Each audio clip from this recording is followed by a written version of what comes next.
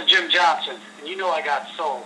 Just wanted to start off talking about your music. The first project that I was introduced to you by is actually the Pretty Ricky project. So, how did that whole connection come about? Yeah, I'd worked with that group early on. Their father and I had a partnership. Started an independent label, and I'd worked with his sons for a while. It was a couple of years of development with them, and the latter part of it, we were looking for something fresh, something new, and this young man, Marcus Cooper, came into the studio to do a feature with them. Yeah. And we thought it'd be great, Blue and I thought it'd be great to put him in the group. And from there, they started writing some songs, some beats that myself and Big D had done. And it turned out to be a pretty good project. The album did really well, sold like 3.5 million copies of their first album through Atlantic. Yeah, definitely. And you had a couple of singles on that album. One of my favorites is the song "Your Body." So, how did that song come about? We worked in the studio with a guy named Static Major. He actually passed away a few years ago, so I'd like to say rest in peace to my brother Static. He came in to work on that project, and so we were over at, I believe it was Vision Studios, to come up with the instrumental to that song, me and Big D, and started working with the group and Static on the top line of the song. Those guys came up with the melody and words to the song, which, that thing happened probably in about 2 hours' time. And of course, you mentioned Static, and we're actually huge supporters of, his writing. So what do you remember about writing with Static? Oh, man, he was one of the most amazing writers I've ever worked with. The guy was such a great mentor to young writers and producers like myself. When, he helped me a lot with understanding melody and harmonies, and why it was so important to have strong music melodies. If you look back at my career, he was the first person I worked with where I started doing records like R&B records. So I learned a lot from Static. He was always the guy that when you walked in a room and he walked in, he brought this amazing energy, and uplifting energy, always positive, glass half full, Yeah. So it was great working with Static. He is definitely one of the greatest of all time. Yep. And of course, another song that you worked with Static on is Lollipop, which ended up being a huge smash. So when you guys initially put that song together, did you expect the song to blow up like it did? Well, so, I actually did that track over at the Circle House Studios working on Danny DeCane's project. Yeah. And it was something that they had passed on. I immediately brought it over to Static. I thought the track was kind of unique and really cool. So I brought it over to him over at our studios on the beach, and he was in there with Marcus from Pretty Ricky, Pleasure Pete. And I played it for him. He flipped out. He loved the track, and he immediately started writing to it. And once I heard the top line on there and some of the melodies that he came up with, I thought it was going to be a great song. I didn't know that it was going to be a #1 song, nor did I know we were going to have it on Lil Wayne. He suggested, or actually Marcus suggested Lil Wayne, so we brought it over to him, and then Wayne got on the record, and he called it. Static told me 3 weeks before he passed away, he said, this is going to be your first #1 record. Wow. And it sure was. It was huge. Unfortunately, he didn't get the chance to see it go #1, but I'm sure he did from heaven, But so yeah, the song was huge. Did I think it was going to be as huge as it was? No, I didn't. But it turned out to be great. And that song led to a lot of future success for Lil Wayne, and it also gave Static some recognition as a songwriter and an artist. So, what did it do for your career? What do you think? Well, first of all, I won a Grammy. So yep. That was huge. It definitely opened up the doors for a lot of other artists to kind of reach out and get some music from me. The very next record was something I did with T.I. called Whatever You Like, and I'm sure you were going to talk about that, but that was a record that followed that, and then a few others. So it opened the doors to a different sound for me, Yeah.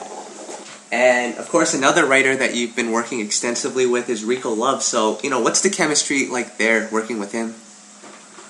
So I would definitely consider Rico to be somebody very much like Static. Rico and Static Major have a lot in common in terms of their artistic ways and their melodies and whatnot. Rico's a phenomenal writer. He's also a great friend of mine and part of our whole, Made family. So working with Rico from the beginning was always just, it's like working with one of my brothers. So it's always been great. He's super talented. Yep. And, as far as you guys working in the studio, because I know Rico Love is a really hands-on writer and producer, and you are as well, so how does that whole, how does it work in the studio with you two? Oh, it's pretty simple. We kind of come up with ideas together. If he has something that I think is great, he lays it down. If I have something he thinks is great, we kind of communicate back and forth. If he likes certain chord changes or different melodies, we just kind of work together. But for the most part, we appreciate and respect each other's talents, and I stay out of his way, and he does the same for me. But if he's going to write a melody or a top line, I kind of know that he knows what he's doing, so I just let him do his thing. You know what I mean? And it seems like although you produced a lot of songs throughout the years and you've had a handful of hits, it seems like you're still kind of under the radar as a producer. So are you kind of content with that, or would you like to be in the spotlight more? No, I'm cool where I'm at. I like where I'm at. I think that it's not important for me to be a celebrity. It's more important for me to be a great songwriter and producer and artist development guy. So I'll leave the artist the stage, and they can go get their Grammys on the big stage. I'm cool getting it in the side stage, and I get my shine and my celebrity on the racetrack. Yep. Speaking of Lollipop, you mentioned that it opened up a lot of doors for you for future productions. Do you feel like a lot of artists are coming to you for a certain sound now with the success of Lollipop? They did for a little while. They were reaching out looking for that next Kiss Me Through the Phone or Lollipop or whatever you like. And that's cool, but I'm not, that was there. We did that. That was a nice little era. And a lot of producers followed and used that sound and borrowed that sound. And that's cool. It's kind of flattering. But we're moving on into bigger and better things.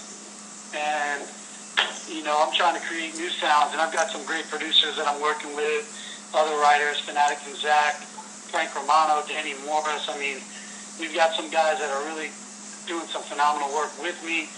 And I'm also developing new artists. So I'm trying to reinvent myself, so to speak. Yeah, definitely. But talk to me a little bit about the balance, because, you could, for the rest of your career, produce beats that are similar to Lollipop, and I'm sure you would have success with that. But then there's also the creative side of yourself, which, you want to explore and you want to create new things. So how do you kind of maintain that balance?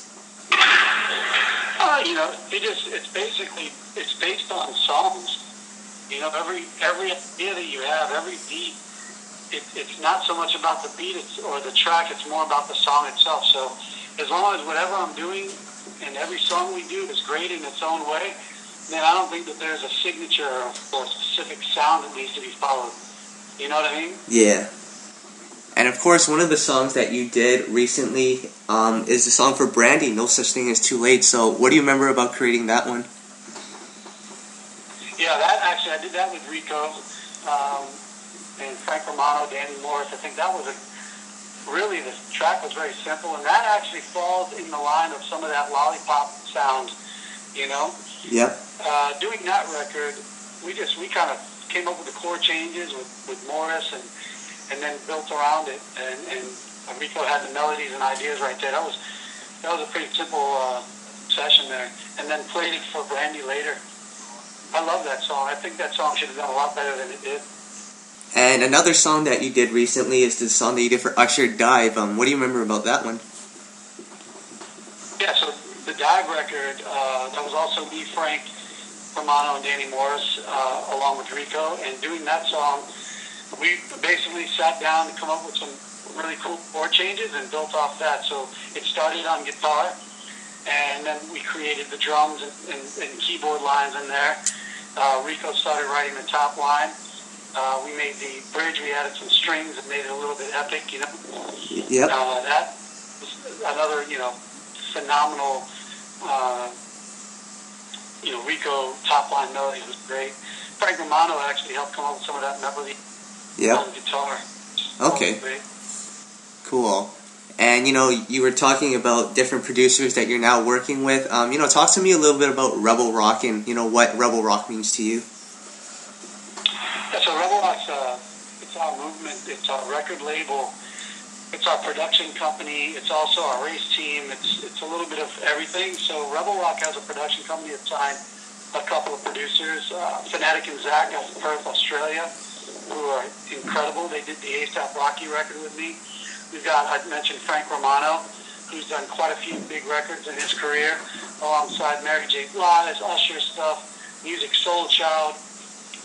Then also Danny Morris, who did the Dive record, the There Goes My Baby record with me. And he's also working with some big artists in the latter part of this year, and he's doing really well. So that's what we've got lined up there. And then as far as the label, we've got Leroy Sanchez as our first artist coming out. Well, second artist after Bob. B.O.B.'s our first artist. Yep. And, at this point in your career, since you've already had a lot of hits, do you see yourself getting more into the development side of things as far as producers and writers and artists and developing them? Yeah, that's what I've been doing over the past few years. It's been developing this artist, Leroy Sanchez, developing the producers, doing a lot more of that. And I look for my future to be, the head of my own empire record label. I'd like to be the next Jimmy Iovine, the next Doug Morris, and just grow. Yeah. I want to be an executive. I want to pick and choose and sign artists and develop those artists. I want to sign, the greatest writers and producers to develop those artists with me. That's where I'm headed. Oh, awesome! And who are you currently working with in the studio, or what projects can we see you on coming up? Well, we're working right now with Leroy, our own artist, Leroy Sanchez. We're trying to get a single done in the next 30 to 60 days. We're also getting in the studio with the likes of, T.I., B.O.B. We're working on his project. We have quite a few of the other major artists that were lined up. We're going to do Usher's, probably the majority of Usher's next album, myself and Rico Love. And, just keep things moving. Awesome. And, that's all that I had for you. Is there anything that you'd like to add? No, just, I appreciate the look. Thanks for doing this interview. And also, look out for Leroy Sanchez. He's I am Leroy Sanchez is his Twitter tag. And check him out on YouTube. He's phenomenal.